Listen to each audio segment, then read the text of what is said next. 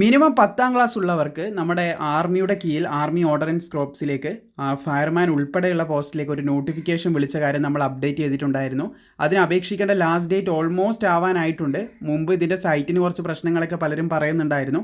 ഇപ്പോൾ എൻ്റെ സുഹൃത്തുക്കളൊക്കെ അപേക്ഷിച്ചിട്ടുണ്ട്. അവർക്കെല്ലാം അപേക്ഷിക്കാൻ പറ്റുന്നുണ്ട്. യാതൊരു പ്രശ്നവുമില്ല.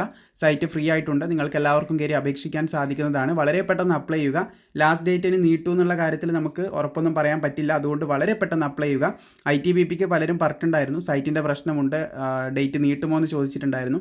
ITBP നീട്ടാൻ ഇനി സാധ്യതയില്ല. എനിവേ ഈ പോസ്റ്റിലേക്ക് പലരും അപേക്ഷിക്കാൻ ബാക്കിയുണ്ടെന്ന് തോന്നുന്നു. അങ്ങനെയുള്ളവർ വളരെ പെട്ടെന്ന് വീഡിയോ കണ്ട് മനസ്സിലാക്കി അപ്ലൈ ചെയ്യേണ്ടതായിട്ടുണ്ട്. അതുപോലെ നിങ്ങൾ AOCക്ക് അപേക്ഷിക്കുന്ന ഭൂരിപക്ഷം കുട്ടികളും SSC GD കോൺസ്റ്റബിൾ 2025 വേണ്ടി അപേക്ഷിച്ചിട്ടുണ്ടാവും.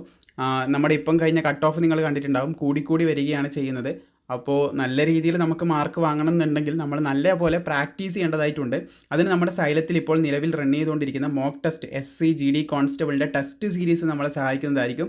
30+ ഫുൾ ലെങ്ത് മോക്ക് ടെസ്റ്റ്, അതായത് ഒരു പരീക്ഷ എങ്ങനെയാണോ എഴുതുന്നത് അതുപോലെ തന്നെ 30 മോക്ക് ടെസ്റ്റ് നിങ്ങൾക്ക് കിട്ടുന്നതായിരിക്കും. 100ൽ കൂടുതൽ സെക്ഷണൽ ടെസ്റ്റ് നിങ്ങൾക്ക് ഇവിടെ ലഭിക്കും. 4000ൽ കൂടുതൽ ക്വസ്റ്റ്യൻസ് ആണ് ഇവിടെ അവൈലബിൾ ആയിട്ടുള്ളത്. അപ്പോൾ ഇതിന് നിങ്ങൾക്ക് ജോയിൻ ചെയ്യുകയാണെങ്കിൽ എക്സാമിനേഷന് നിങ്ങൾക്ക് നല്ല രീതിയിൽ തന്നെ സ്കോർ ചെയ്യാൻ സാധിക്കും. സോ ഇതിനെക്കുറിച്ച് കൂടുതൽ അറിയാൻ നിങ്ങൾ ജസ്റ്റ് ഈ നമ്പറിൽ കോൺടാക്ട് ചെയ്താൽ മതി. നിങ്ങൾക്ക് വേണ്ട അസിസ്റ്റൻസും ഗൈഡ് ലൈൻസ് ഒക്കെ സൈലം തന്നെ നൽകുന്നത്. ഇന്ത്യൻ ആർമിയുടെ കീഴിൽ, അതായത് മിനിസ്ട്രി ഓഫ് ദി ഡിഫൻസിന്റെ കീഴിലെല്ലാം ഒരു സ്ഥിരജോലി ആഗ്രഹിക്കുന്നവർക്ക് ആർമി ഓർഡിനൻസ് ക്രോപ്പ് സെന്റേഴ്സിലേക്ക് പുതിയൊരു റിക്രൂട്ട്മെന്റ് മുൻപ് വിളിച്ച കാര്യം നമ്മൾ അപ്ഡേറ്റ് ചെയ്തതാണ്. കൃത്യമായി പറയുകയാണെങ്കിൽ ഇതിൻ്റെ അപേക്ഷ തുടങ്ങിയിട്ടുണ്ടായിരുന്നത് 2/12/2024 തുടങ്ങിയ അപേക്ഷയായിരുന്നു. അപ്പോൾ ഇതിനെ അപേക്ഷിക്കേണ്ട ലാസ്റ്റ് ഡേറ്റ് നോട്ടിഫിക്കേഷനിൽ പറയുന്നില്ല. പക്ഷേ പറയുന്നത് അപേക്ഷ തുടങ്ങിയിട്ട് ഏകദേശം നിങ്ങൾക്ക് 21 ദിവസം വരെ അപേക്ഷിക്കാൻ സാധിക്കും. അതായത് 22/12/2024 ലാസ്റ്റ് ഡേറ്റ്. ഏകദേശം ലാസ്റ്റ് ഡേറ്റ് ആവാനായിട്ടുണ്ട്. സൈറ്റിന് പ്രശ്നമുണ്ടായിരുന്നു, അതിപ്പോൾ മാറിയിട്ടുണ്ട്. എൻ്റെ സുഹൃത്തുക്കളൊക്കെ അപേക്ഷിച്ച സമയത്ത് നമ്മൾ ഗ്രൂപ്പിലൊക്കെ പറഞ്ഞിട്ടുണ്ടായിരുന്നു. ഇപ്പോൾ നിങ്ങൾക്ക് അപേക്ഷിക്കാം. ലാസ്റ്റ് ഡേറ്റ് എന്ന് പറയുന്നത് ഈ മാസം 22-ാം തീയതിയാണ്. ഈ മാസം 22 വരെ നിങ്ങൾക്ക് അപേക്ഷിക്കാൻ സാധിക്കുന്നതാണ്. വളരെ പെട്ടെന്ന് അപേക്ഷിക്കുക. 10ാം ക്ലാസ് മതി. വീഡിയോയിൽ ഇനി ഡീറ്റെയിൽ ആയിട്ടുള്ള കാര്യങ്ങൾ കൂടി നമുക്ക് ചെക്ക് ചെയ്യാം.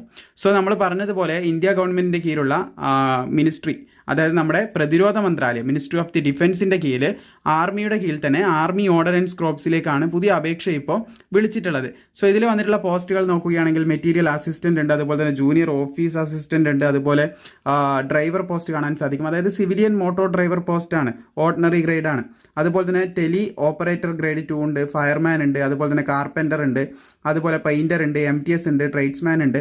ഇത്രയും പോസ്റ്റുകൾ വന്നിട്ടുണ്ട്. ഇതിൻ്റെ വേക്കൻസീസ് നിങ്ങൾക്കിതാ ഒറ്റ നോട്ടത്തിൽ തന്നെ ഇവിടെ നോക്കി മനസ്സിലാക്കാൻ സാധിക്കുന്നതാണ്. SC ST OBC ഓരോരുത്തർക്കും എത്ര വേക്കൻസി റിപ്പോർട്ട് ചെയ്തിട്ടുണ്ട്. സാലറി നിങ്ങൾക്ക് ഇവിടെ നോക്കി മനസ്സിലാക്കാൻ സാധിക്കും. എങ്ങനെയാണ് സാലറി റേഞ്ച് വരുന്നത്. ഇതിന് പുറമെ ആനുകൂല്യങ്ങളൊക്കെ ഉണ്ടാവുമെന്ന് ശ്രദ്ധിച്ചിരിക്കുക. അതുപോലെ ഇതിന് മുൻപ് നമ്മൾ ഡീറ്റെയിൽ ആയിട്ടുള്ള വീഡിയോ ചെയ്തിട്ടുണ്ട്. അതുകൊണ്ട് ഈ വീഡിയോയിൽ ചുരുക്കി നിങ്ങൾക്ക് അപേക്ഷിക്കാൻ അത്യന്താപേക്ഷികമായിട്ടുള്ള കാര്യങ്ങളാണ് ഉൾപ്പെടുത്തുന്നത്. എന്ന് കരുതി ഈ വീഡിയോ കണ്ടാൽ നിങ്ങൾക്കൊന്നും മനസ്സിലാവില്ല എന്നല്ല, ഡീറ്റെയിൽ ആയിട്ട് തന്നെ പറയാം. പക്ഷെ വളരെ ചുരുക്കി ലളിതമായിട്ടായിരിക്കും പറയുന്നത്. സോ ഇനി ഇതിൻ്റെ ബാക്കിയുള്ള പ്രധാനപ്പെട്ട കാര്യങ്ങളിലേക്ക് നമുക്ക് കിടക്കാം. ഇവിടെ നമ്മുടെ സൗത്ത് റീജിയനിലെ വേക്കൻസി റിപ്പോർട്ട് ചെയ്ത് നിങ്ങൾക്ക് കാണാൻ സാധിക്കുന്നതാണ്. സൗത്ത് റീജിയനിലെ സെൻറ്റേഴ്സ് ഉള്ളത് മഹാരാഷ്ട്ര, അതുപോലെ തന്നെ തെലങ്കാന, തമിഴ്നാടാണ്. എന്ന് പറഞ്ഞാൽ കേരളത്തിന് അപേക്ഷിക്കാൻ സാധിക്കത്തില്ല എന്നല്ല, ഇവിടെയൊക്കെയാണ് ആർമി ഓർഡിനൻസ് ക്രോപ്പിൻ്റെ സെൻറ്റേഴ്സ് വരുന്നത്. അപ്പോൾ ഇവിടത്തേക്കാണ് നമുക്ക് അപേക്ഷിക്കാൻ സാധിക്കുക. നമ്മുടെ കേരളത്തിൽ വേക്കൻസി ഇല്ല എന്നല്ല അതിൻ്റെ അർത്ഥം. ഓൾ ഇന്ത്യ ലെവലിൽ എല്ലാവർക്കും അപേക്ഷിക്കാൻ പറ്റുന്ന പോസ്റ്റാണ്. പലരും ഈ വീഡിയോ ചെയ്ത സമയത്ത് അങ്ങനെ ഒരു കാര്യം പറഞ്ഞിട്ടുണ്ടായിരുന്നു. ഇവിടെ നിങ്ങൾക്ക് കാണാൻ സാധിക്കുന്നതാണ് vacancy have all India service. All India സർവീസിലേക്കാണ് വിളിച്ചിട്ടുള്ളത്. പിന്നെ ഇവിടെ പറയുന്നത് under probation period of 2 year, 2 വർഷം നിങ്ങൾക്ക് പ്രൊബേഷണറി പീരീഡ് ആയിരിക്കും എന്ന് പറയുന്നുണ്ട്. പ്രൊബേഷണറി പീരീഡായിട്ടായിരിക്കും 2 വർഷം കണക്കാക്കുക എന്നുള്ളത് പറയുന്നുണ്ട്. അതായത് നിങ്ങളുടെ ഡ്യൂട്ടിയും കാര്യങ്ങളൊക്കെ എങ്ങനെയുണ്ട്, നിങ്ങളുടെ പെർഫോമൻസ് അതൊക്കെ നോക്കുന്ന ഒരു സമയമായിട്ട് കണക്കാക്കുമെന്നാണ് പറയുന്നത്. എനിവേ സൗത്ത് റീജിയനിലുള്ള വേക്കൻസി നിങ്ങൾക്ക് മനസ്സിലായി. ഈ സെൻറ്റേഴ്സൊക്കെ ഒന്ന് ജസ്റ്റ് നോക്കി വെക്കുക. നിങ്ങൾക്ക് ഇഷ്ടമുള്ള സ്ഥലത്തേക്ക് കൊടുക്കാം. വേക്കൻസി കൂടുതൽ ഉള്ള സ്ഥലത്ത് കൊടുക്കണം എന്നുണ്ടെങ്കിൽ അങ്ങനെ കൊടുക്കാം. ചിലവർക്ക് നമ്മുടെ സൗത്ത് റീജിയൻ തന്നെയായിരിക്കും ഏറ്റവും ഇഷ്ടം. അങ്ങനെ കൊടുക്കണം എന്നുണ്ടെങ്കിൽ സൗത്ത് റീജിയനിൽ തന്നെ നിങ്ങൾക്ക് കൊടുക്കാം.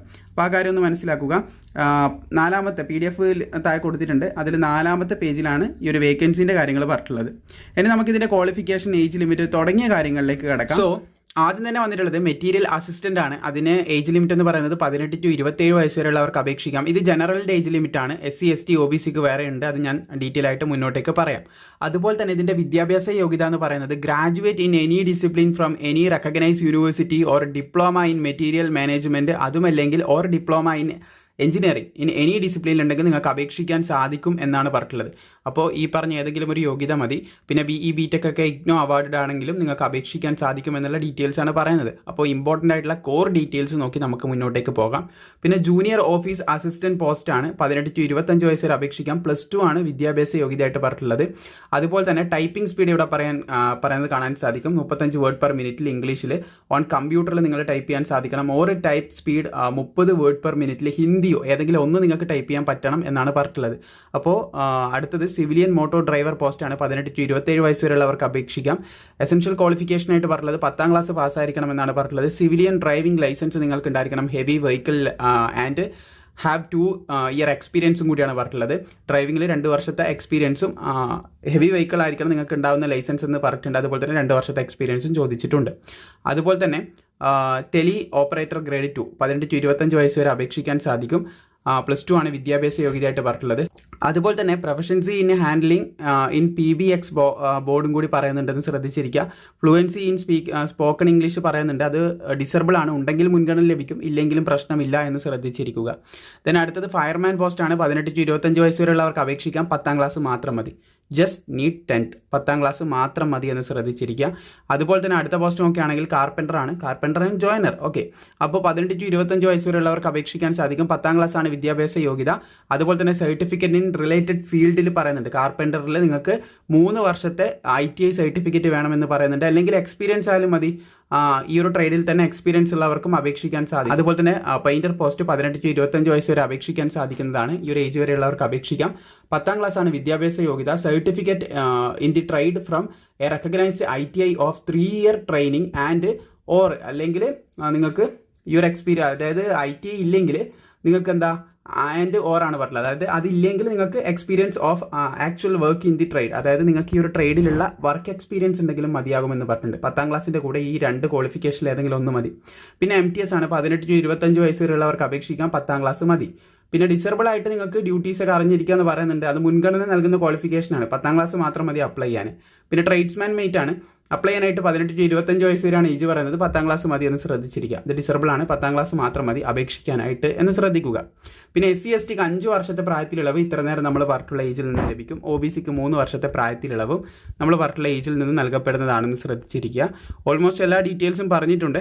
ഡിസ്ക്രിപ്ഷനിൽ നിങ്ങൾക്ക് അപേക്ഷിക്കാനുള്ള ലിങ്ക്, പിന്നെ ഈ ഒരു നോട്ടിഫിക്കേഷൻ തുടങ്ങിയ കാര്യങ്ങളെല്ലാം കൊടുത്തിട്ടുണ്ട്.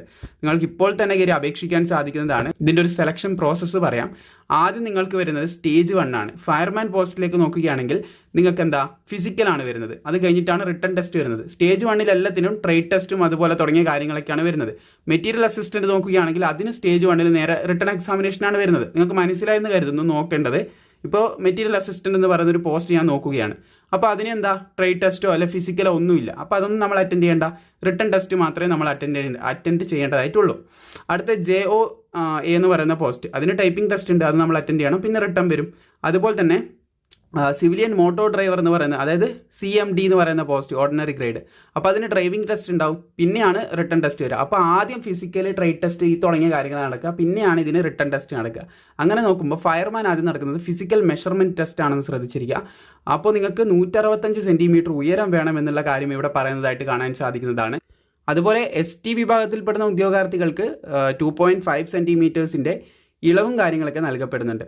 പിന്നെ ചെസ്റ്റിൻ്റെ കാര്യം, അൺഎക്സ്പാൻഡ് ആയിട്ട് 81.5 സെൻറ്റിമീറ്റർ വേണം. ചെസ്റ്റ് എക്സ്പാൻഡ് ചെയ്യുമ്പോൾ 85 സെൻറ്റിമീറ്റർ ആക്കാൻ പറ്റണം.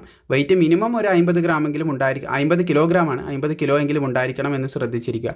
പിന്നെ ഫിസിക്കൽ ഇൻഡ്യൂറൻസ് ടെസ്റ്റ് വരുന്നത് നിങ്ങൾക്ക് കാണാൻ സാധിക്കുന്നതാണ്. 1600 മീറ്റർ ഓട്ടം, അത് നിങ്ങൾ ഓടി തീർത്തേണ്ടതായിട്ടുള്ള ആ ഒരു റണ്ണ് നിങ്ങൾ ഓടി തീർത്താനായിട്ട് നിങ്ങൾക്ക് തരുന്ന സമയം ഈ ഒരു 1.6 കിലോമീറ്റർ ഓടി തീർത്താനായിട്ട് 6 മിനിറ്റ് നിങ്ങൾക്ക് തരും. ഇനി ഫീമെയിൽ കാൻഡിഡേറ്റ്സ് ആണെങ്കിൽ അവർക്ക് 8 മിനിറ്റ് 26 സെക്കൻഡ് അവർക്ക് കൊടുക്കുന്നുണ്ട്. പിന്നെ ഓരോരോ കാറ്റഗറിക്കുള്ളത് ഇവിടെ നിങ്ങൾക്ക് കാണാൻ സാധിക്കും. ESMനുള്ള ഏജ് ക്രൈറ്റീരിയയിലാണ് കൊടുത്തിട്ടുള്ളത്. ഓരോ ഏജിനും ഓരോരോ ലെവലിലാണ് കൊടുത്തിട്ടുള്ളത്. പിന്നെ ക്യാരിങ് എ പേഴ്സൺ ഉണ്ട്. 63.5 കിലോഗ്രാമിൻ്റെ ഒരു വ്യക്തിയെ distance of 183 metre with 96 second കൊണ്ട് നിങ്ങളെ ക്യാരി ചെയ്ത് നടന്നെത്തിക്കണം, അല്ലെങ്കിൽ സ്പീഡിൽ ഓടി എത്തിക്കണം എന്നുള്ളൊരു കാര്യം ശ്രദ്ധിക്കുക. പിന്നെ ക്ലിയറിങ് എ ഡിച്ച് പറയുന്നുണ്ട്. അതായത് ലോങ് ജമ്പാണ്. ലോങ് ജമ്പ് 2.7 മീറ്ററാണ് പറയുന്നത്. അതുപോലെ തന്നെ റോപ്പ് ക്ലൈമ്പിംഗ് 3 മീറ്ററിൻ്റെ പറയുന്നുണ്ട് എന്ന് ശ്രദ്ധിച്ചിരിക്കുക. സോ ഇതൊക്കെയാണ് പ്രധാനമായിട്ടും പറയാനുള്ളത്. നിങ്ങൾക്കിത് നോക്കി മനസ്സിലാക്കാൻ മുമ്പ് ചെയ്ത വീഡിയോയിൽ നമ്മൾ ഡീറ്റെയിൽ ആയിട്ട് പറഞ്ഞതാണ്. ദെൻ ട്രേഡ്സ്മാനെ നോക്കുകയാണെങ്കിൽ അവിടെയും ഫിസിക്കൽ ടെസ്റ്റ് വരുന്നുണ്ട്. ട്രേഡ്സ്മാനും ഫിസിക്കൽ ടെസ്റ്റാണ് ആദ്യം. പിന്നെ സിലബസ് ആണ് പറയുന്നത്. 12ാമത്തെ പേജിലായിട്ട് നിങ്ങൾക്ക് ഓരോ പോസ്റ്റിനുമുള്ള സിലബസും കാര്യങ്ങളൊക്കെ കാണാൻ സാധിക്കും. അപ്പോൾ വീഡിയോ ഇഷ്ടപ്പെട്ടാൽ ലൈക്ക് ചെയ്യുക. മാക്സിമം സുഹൃത്തുക്കളിലേക്ക് ഒരു കാര്യം ഷെയറും കൂടി ചെയ്ത് കൊടുക്കുക.